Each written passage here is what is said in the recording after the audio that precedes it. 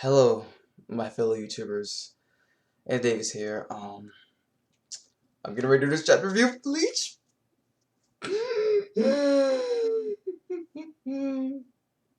Oh my god. Why? Ugh.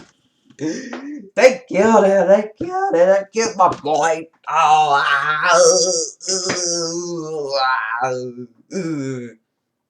Ugh. Bleach chapter 5:11. That this was actually a very good chapter. But sadly, we have lost a very tickler character in Bleach. Well, not tickler because he's not the main character, but he's very important is what I meant to say. I don't know why I use tickler like that. But the point is, um, in this chapter, we do lose another captain. And this is not just any old captain. This isn't just person from Squad 2 or Squad 5 or Squad 11, blah, blah, blah. We are talking about the head captain, Yamamoto, the first captain, hell, the founder of the 13 Court Guard Squads, he's dead. Juabak really is cold-blooded, and he is like the badass. He's most cunning, smart, most devious villain in this Bleach series thus far. He did the impossible. He did what Aizen couldn't even do. I mean, kill Yamamoto. I mean, yeah, sure.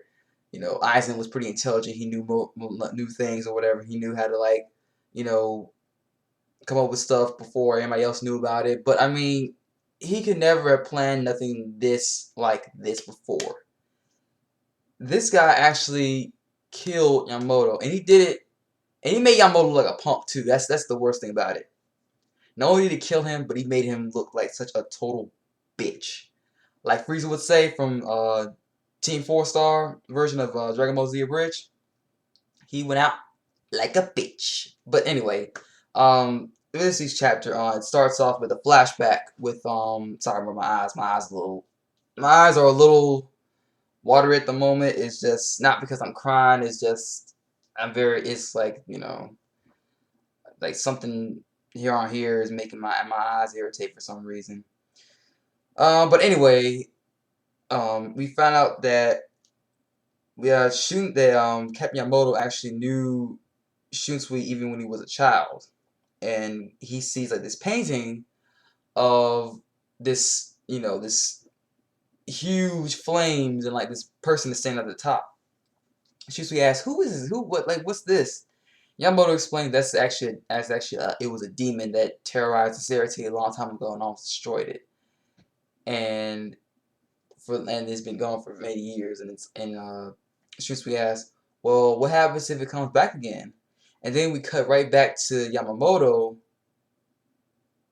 and we were thinking, okay, he got cut, and you know, he's probably like about to go down his knees, but no, we see like Yamamoto get cut, like all this, man, like cut right here, like he just got just freaking sliced down, you know, down the side, like his shoulder. It's like, God, I wasn't expecting that.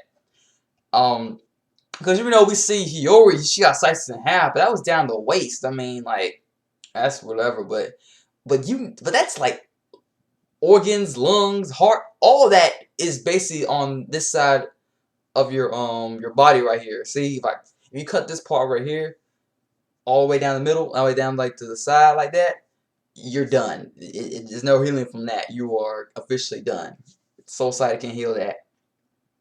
No, the fourth squad. I'm gonna get to the fourth squad in just a little bit. Just you wait. So anyway, Juobot is just basically annihilated Yamamoto in this chapter. But Yamamoto says, remember, because since we asked, so what happens if it comes back again? Yamamoto thinks in his mind, he's like, well, I guess I'm not coming back again. I guess I'm not coming back after all. And it was brutal. It was brutal, but it was good. It was bad, but it was good. It's just brutally badass. That's what it was. It was brutally badass. I don't know how many people have used that term, but I'm gonna use it using this chapter. It was just crazy. And, wow. What else happened? Oh yeah. So like Yamamoto actually like he's still trying to like get Yuhabak like by grabbing his hand, and we're thinking, and you probably you remember Aizen has done the whole like grabbing people's feet or their capes or whatever after they sliced him or whatever, and he would think he would try to like come up with some like last ditch sacrifice technique or something like he did with Aizen, but no, this time Jihabok's like, I know this nigga does not have his gripey little motherfucking hands on my damn good black cape. Cut that hand clean off. I was like, dog. I was like, damn. And then this motherfucker right here, this badass motherfucker, not only did he cut his hand off, he also put his foot to his face and further insulted him, saying that he was weak and he was a little bitch, unlike he was when he was 200 years ago when he was all badass and shit. Because apparently, in another flashback, it was a small flashback. Yamamoto was actually a true gangster back then. And he actually not only did he found the first 13 Corps Guard squads, they were just known as a division. Now this division, all they did was kill. That was their only objective, was to kill, kill, kill. It don't matter if you were man, woman, child. It don't matter if you were a hollow or whatever. Like you were just done, like completely done, and they will just cut you down without even a hint of mercy. Which explains why the Quincy were all like cut down, you know.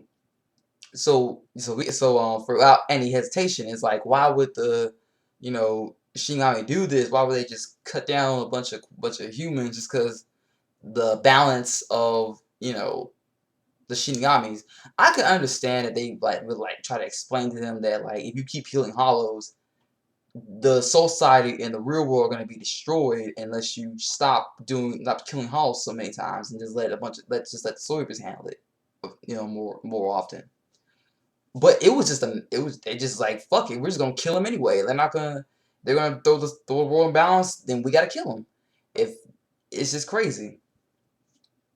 And I was just like, dog, like Yamamoto was just like he was an actual demon, just like how the picture had the painting that was described to him about, because like it was using his Akunotachi Bankai. I'm guessing it was like West. I think I'm not sure. It was like West. I think West was the fire. Was the fire cloak? I think that was West. I'm sure. But anyway, this was like crazy. But not only did Yuabak step on him, insult him, saying that he was just weak, and like, so he basically said that he was weak, and like after the Quincy's came into the picture and you guys annihilated most of us, you changed. You started having more things to protect, and you just kind of like turned to a little punk afterwards. And he was basically saying that the 13 Core God squads from that period also died along with the Quincy's, because you guys, you're not the same as you used to be. You used to be these cold, heartless, brutal motherfuckers, but you changed. And I feel that like when Yamamoto told Ichigo that, I don't think he told Ichigo. I'm not sure if he told Ichigo that. It was a very very long while back when he said this. Yamamoto stated that Ichigo was the one that changed Soul Society. I'm actually gonna disagree with that. I think Yamamoto fighting against the Quincy's and not killing Juhabot those years ago, I think that would change Soul Society, because Soul Society, they were a little bit ruthless back then too, because they would execute somebody just because they gave somebody powers away. But we know the reason why, because of Genjo.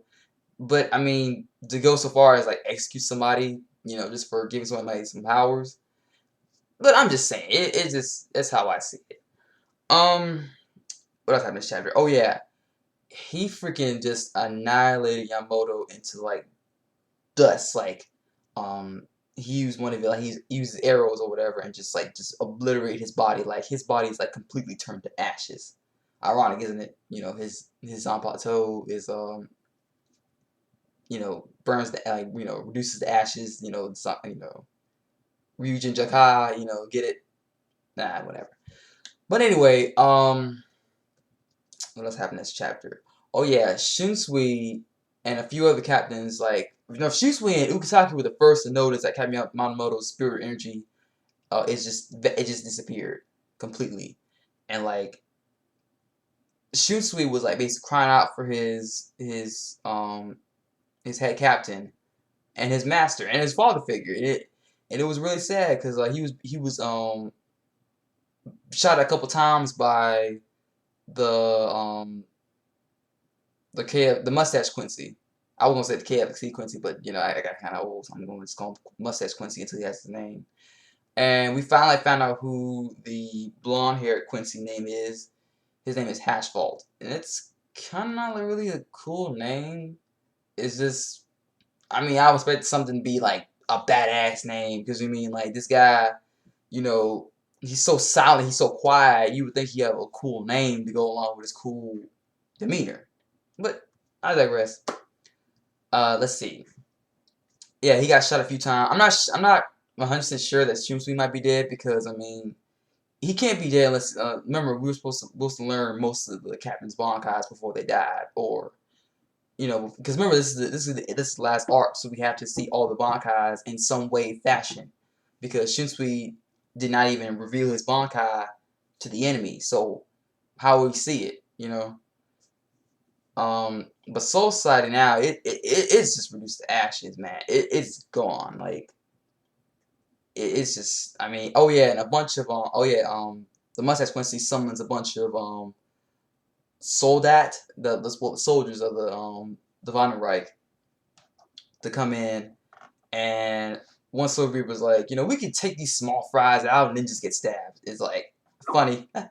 If you guys don't remember, I think that was the Shinigami that tried to hit on Orihime when she and Ichigo and them try to go to Soul Society to save Rukia. I think Uryu was with her at the time, and he was kind of like, you need to be more professional and stuff like that, and stop flirting with girls and stuff like that. And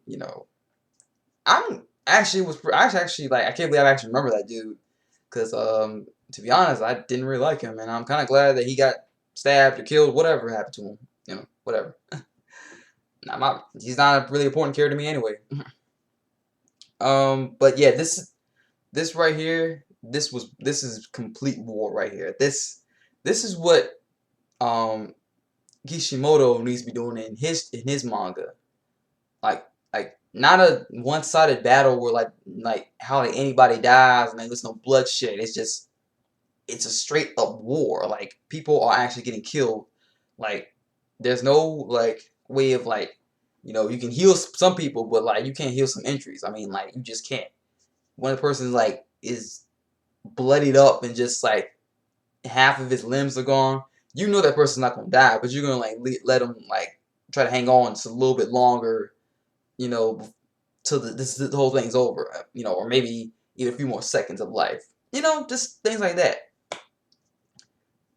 And oh yeah, Jiwabot actually decides like let's go ahead and retreat because since the 13 God Squads are completely destroyed, I'm not sure if all the captains might still be around, but other than that, we completely fucked them up. So the Zero Squad has to show up now. I mean, and it really is. It kind of irritates me that the fact that the 13 God Squads have to be like completely obliterated in order for the Zero Squad to show up. And it's kind of like what the fuck, like y'all that's really some assholes of y'all, because like y'all were never there and y'all like wait till now to like show up. It's kind of like douchey. It's not. I'm not saying that I don't want them to show up. It's just kind of like douchey how you think if you think about it from like a realistic standpoint. So the Becca doesn't show up until like the entire. It's like it would be like during World War. It like be like during World War II, where like the Americans are fighting against the Japanese, and our best soldiers get killed, by like our frontline soldiers are getting killed, and then once all of them are dead, then the backup shows up, and it's like, what the fuck? Like, that's not how you do things. Like, you just don't do that. But anyway, I digress. What else happened? Oh yeah, this is just as Drew about the retreat. There's like this freaking like explosion up in the air. We're guessing it's Ichigo because Ichigo's the one that does that. I mean, he does that with eyes, and he's done that countless times where he's just like breaking through stuff, through walls and all that good mess. And that's the end of the chapter. And he actually was surprised when he saw it too. He was like, "What the fuck? Like, no, it can't happen." Cause it might be him, Uruhara, and the mysterious swordsman. We're guessing it's Grimjow. It can't be nobody else but Grimjow. That's like I can't say nothing else but Grimjow. This might be like a way off. But I'm gonna say it's Nell too in her adult's form. Just saying, it could be possible. But I want to see why she would try to like attack Uruhara. But it's just thought. So with that being said, I'm starting to steal King Lightning's lines now. Damn. Anyway, the analyzing. Great chapter. We finally learned some stuff. There's actual bloodshed. And this confirms this is a war, and Kubo is not fucking around with this art.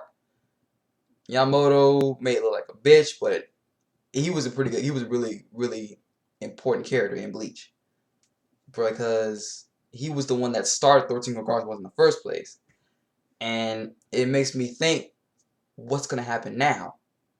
Who's gonna be like they have to find they have to rebuild Soul Society from scratch now, like literally and figuratively with their captains and lieutenant. Well, not all the captains, but lieutenants, but like the majority of captains, like the important captains, like Yaka being dead, Izuru might be dead, and Tojiro and head captain Yamamoto, like all like they need new captains and lieutenants already, just for this arc alone. And I'm curious to see who will take Yamamoto's spot. Who will be the next head captain? I'm guessing it may be like either, I wouldn't say it's Jushiro or Kyotoku, because I mean I don't think they really would want to take their head captain's position like that, because like I think they have too much honor for that. Toshiro might be a possibility. It's a possibility for him. Him. I wouldn't guess Shinji. I'm not saying that Shinji would be a good head captain. I'm just saying like Shinji's not the type of guy to just be like, being the head captain. Kamamura, he's not suited for head captain position, because he has too much brute strength. He doesn't have like the speed and like the dexterity of being a head captain. Sure, he may be a strong captain, but that doesn't mean he's a head captain. He's head captain material. Neither is Unohana, because I mean she's the healer. Speaking of Unohana, where the fuck were you at? Huh? Where the hell were you at? Looking at flowers and talking about the flowers. They're the water's melting. She was just standing there in her little headquarters, or where the fuck you want to call it. Didn't even do nothing. I have not seen the Fork Squad do shit in this arc, and that's what really irritated me, because she could have saved some people. I mean, well, to be honest, if she did come in, then we wouldn't have people dying. But I'm saying she could have done something, and then be like, there's nothing she can do. Something like that. It's just like she didn't do nothing. And I want to see her do something in this arc, hopefully. They said that she's going to try to reveal her powers and what her Zanpakuto can really do. I'm ready for that.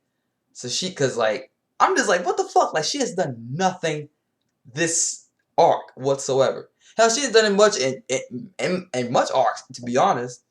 Only thing she really did in one arc thus far was healing the 3 lieutenants that took on Ichigo in the Soul Society arc. That's the only time I think she did something. And then freaking fillers just have her use keto, and that's basically what she does. And the majority of those two arcs is she just uses keto, and she didn't even do nothing. All she did was heal in the freaking Iraq arc, the Wikamuda arc. Yeah, Wikamuda arc. When the four characters show up, all she did was heal. She could have confronted um the X Squire, but what's it called? It was called the X Squires, I think they were. I'm not sure because it was something. I can't. It was the guys with the skulls. They were like Aizen's little like soldier fleet. You can say. They're not really his like. He wasn't. I can't remember. I know what he looks like. I know Rukia fought him before, and he might be dead. I'm not sure if he's dead or not. He might be a possibility. But he was the guy with the skulls, and like his head was like shaped like a animal skull or something like that. I'm like, and she didn't even fight him, and it's like, why? Like, you could have revealed something about your powers. I mean, yeah. And I'm pissed about that. Yeah, I'll say that. I am freaking pissed because she do shit. Neither lieutenant because she's pretty much useless. And not Tonto's ass. I mean, I don't know what he's doing. He's whatever. I don't care about him. But yeah. So like after the couple years dealing with Bleach and all that whole bullshit dealing with like the Rancor arc, well, fake Katakura Town arc to Fullbring, Kubo really pulled it off this one. I sat and watched a whole bunch of shitty chapters. But I mean, like, it was worth it just to see these new chapters come in, and every single one of them is great. Like, well, not all of them are great. And I'm talking about the parts where, like, them two Shigami came in the beginning of this arc. I didn't like that part. But from there, from like, after they showed up and after, like, what was his name? After the Vanderbilt show up, that's when this arc became really, really enjoyable to watch. And I'd say it's my longest video too. Well, not my longest. I have like a bunch of other videos that are long too, but this is actually a pretty long video. I hope you guys check it out because I mean I have a lot to say, and I hope I don't bore you guys with my talking. But yeah, I sat through a lot of shitty chapters, but this this is what my catchphrase is all about, is you deal with the bullshit and you get to the good stuff. And now we're at the good stuff now. See? That's basically what my saying is. It's you gotta deal with a bunch of bullshit like chapters or TV shows when we get to the good stuff, and eventually you'll get the good stuff that you wanted. And with that, I will leave this video to be finished now. Comment, rate, subscribe, and like this video, favorite, do whatever. Comment, just I want a whole bunch of comments. I want everybody to just like let me know what their thoughts of this chapter was. Like lay it on me. Like I want like thousands of. I mean, I don't want thousands, but like give me like a lot of comments. Like I don't even care. Like just I want to read what your thoughts are, or what your thoughts on my review of this chapter was. And I'm gonna do my an art chapter review because I think that's important for me to talk about that as well, because that was actually a pretty good chapter as well. Even though there were a lot of plot holes, but it was still good. And that's it. Peace, sayonara, and remember, in order to get past the bullshit, gotta get to the good stuff. Peace.